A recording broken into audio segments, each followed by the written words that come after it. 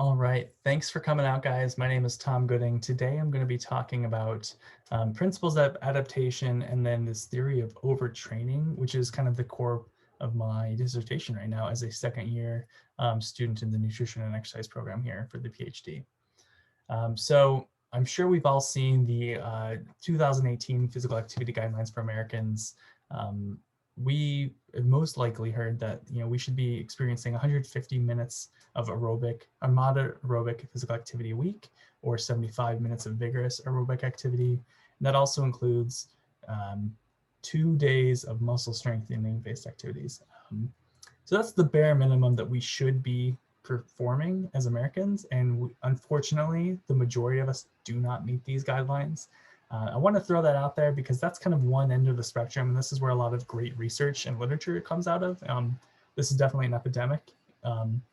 I want to shift gears though and look at kind of more specifically what I'm looking at, and this is the other end of the spectrum where we're concerned with how much is too much for physical activity. How much of a good thing can in fact be a bad thing. So the theory of progressive overload, where we add some reps, add some weight, keep getting bigger, keep getting stronger, what have you, and on and on and on, kind of comes down to the core of this. But this is a great example from Greek history. This is Milo. He's a famous wrestler from 600 BC, and basically the story was that he had a calf on his shoulders. The calf kept growing, and so did he. Calf turned into a bull, and he was able to carry the bull because he kept working and working and working and working at it. And yeah, I put a question mark here at the end just to think about, like, what if he never put the bull down? What if he kept the bull the whole time? What if the bull kept growing? If there was another image here, it would probably look a little disastrous. So yeah, the general adaptation syndrome, and this kind of comes right off of that. The idea that we have progressive overload, but we have times where we induce a higher amount of stress in our bodies, intentionally or unintentionally.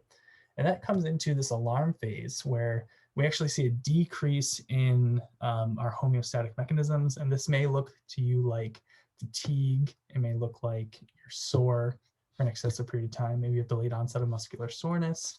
You can't sleep, feel a little like, maybe you have some chills or something like that. You feel like you may be coming down with a cold. But eventually, especially with training, we bounce back and we get into this resistance phase where we have this super compensatory effect where we're actually better off than we were. We're stronger than we were 6 weeks ago because we've been doing this. And that continues on for a while. But eventually, all the good things come to an end. We need that rest. We need that recovery. And we enter what's into this exhaustion phase where we can't maintain those levels that we were. This is where you can't play a sport year round. We all kind of know that, as much fun as it might be to some of us, there is time to rest. And if not, we could call this exhaustion phase. This is something, if we're looking at tissue specifically, this could be where an injury occurs. So in terms of injury, we have this theory that I want to talk about today called the overtraining. So it's not a theory, it's actually a thing, but it's a spectrum that looks at training load and performance and recovery. So just a few phrases. We have normal training. So you can think of this as just regular old, typical activity. And then we have functional overreach, where we actually put an excessive load on you for a purpose to induce a supercompensatory effect. And that does have that short term, what we're going to call overreach, where you feel, it's that alarm phase, but you're going to bounce out of that in days to weeks. And then we have non-functional overreach and overtraining syndrome. And as this arrow signifies, this is a spectrum. I'm going to show it here on the next slide. So normal training is black. And then we have functional overreach, written as darker gray. And I don't know if this has an actual higher supercompensatory effect, but we're going to assume it does a little bit just compared to normal training, because we're trying to imply more stresses to get more rewards. And those are functional. in terms of we get a super compensatory effect out of it. So there is a positive benefit coming out of these. The other two, non-functional overreach and then overtraining syndrome, these are the big concerns that we're looking at. And this is kind of where the hallmark of my research is coming in, is that, these take weeks to months to recover from for non-functional overreach. And there's no super compensation. So you're really not getting back to baseline. So you're killing yourself in workouts chronically over time. And then you're just going to kind of taper away back to normal if you get rest. And then at the largest end of the spectrum is this overtraining syndrome, where months to years to recover without any benefit. And this can actually, end an athlete's career, because who's coming into a season, after months of being off? So that's a real big concern for us. Now, when I talk about training load, we can talk about internal and external loads. So one example of external load would be, going to practice, lifting weights. But I want you guys to take just a few seconds to think about what are some other types of load, internal or external. You can call, sub out load for stress in your life, and just kind of think about what you could come up with in different parts of your life. Yeah, so work, classes if you're a student, personal stresses like financial hardship, divorce, anything, broke up with my girlfriend, travel for athletes, moving out of time zones can disrupt the circadian rhythm, traveling away for whatever reason gets you out of a routine. These are real stresses in life and real training loads, and kind of it cumulatively adds up. And so, next on the line is, how do we recover from that? Go ahead and shout it out. Yeah, so sleep, eating well, those are really the two biggest things that we're looking for. And that's kind of what's reflected in the research, is we want to have good quality sleep and good nutrition practice. And I'm just going to leave that at that for that, because we can get really into that. And I threw these others in here just to kind of, toy with the ideas. And I'm really curious to see qualitatively what people do to recover. But stretching, do you structure in off days, and what do those off days look like in your activity? Yoga is a common thing that people do for just a more lighter day workout. Over-the-counter medications, so like ibuprofen or other NSAIDs that help with relieving pain, or anything else.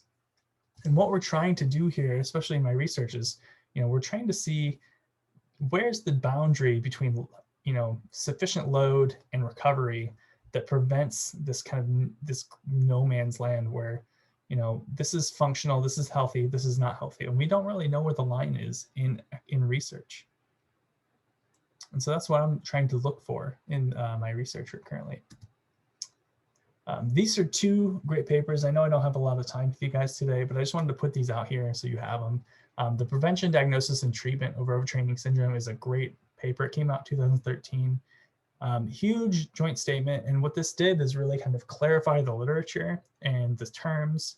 So staleness and burnout used to be terms that we've used for overtraining syndrome. What is overreach? What is functional overreach? What is overtraining? How do those all differ?